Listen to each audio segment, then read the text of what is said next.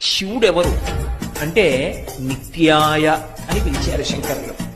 నిత్యుడైనటువంటి వానికి నమస్కారం.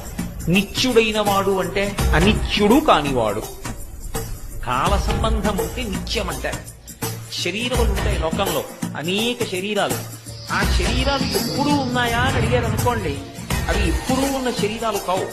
కాలమునందు ఒకప్పుడు ఉండి ఒకప్పుడు లేకుండా పోయేటటువంటిది ఏది ఉంటుందో అది అనిత్యము. అనిత్యమైనటువంటి వస్తువు అన్ని వేళలా ఉంటుంది అని చెప్పడం సంభవం కాదు. ఈ లోకంలో ఒక లక్షణం ఉంటుంది, ఎవరైనా సరే కొంతకాలమే ఉంటారు. ఇది ఎక్కడి నుంచి ఎక్కడి వరకు ఉంటుందంటే దేవతల దగ్గర నుంచి కూడా ఉంటుంది. అందుకే దేవతలకి త్రిదశులు అని పేరు. అంటే వాళ్ళు పుట్టినప్పుడు 25 ఏళ్ల వయస్సుతో పుడతారు. వాళ్ళు ఉన్నంతకాలం 25 ఏళ్ల వయస్సుతోటే ఉంటారు. వాళ్ళ శరీరం పడిపోయినప్పుడు 25 ఏళ్ల వయస్సు ఉండగానే పడిపోతారు. బ్రహ్మగారు ఆయనకు ఓ కాలమానం ఉంటుంది. ఆయన మనకందరికీ కూడా ఓ సంవత్సరం అయితే ఆయనకి ఏదో కొద్ది కాలం అవుతుంది.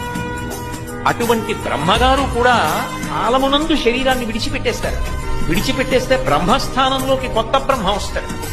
స్వామి హనుమ ఇప్పుడు కలియుగంలో గంధమాదన పర్వతం మీద ఉంటారు. గంధమాదన పర్వతం మీద ఉండేటటువంటి హనుమ వచ్చే యుగంలో భవిష్యత్తులో బ్రహ్మ అవుతారు. బ్రహ్మస్థానాన్ని అలంకరిస్తారు. విష్ణువు కూడా శివుని యందు ఐక్యమైపోతారు మహాప్రలయం. మర్త్యలోకం అంటే ఇప్పుడు మనమందరం ఉన్నటువంటి లోకం. ఈ లోకంలో ఎవడైనా పుట్టాడు అంటే ఉన్నాడు అంటే వాడు వెళ్ళిపోవడం తథ్యం, వాడు ఉండడం.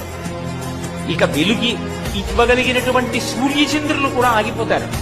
ఈ కటిక చీకటి కావల ఒక్కడే వెలుగుతూ ఉంటాడు. ఆ వెలుగుతూ ఉండిపోయే తత్వానికి పరమశివుడని పేరు.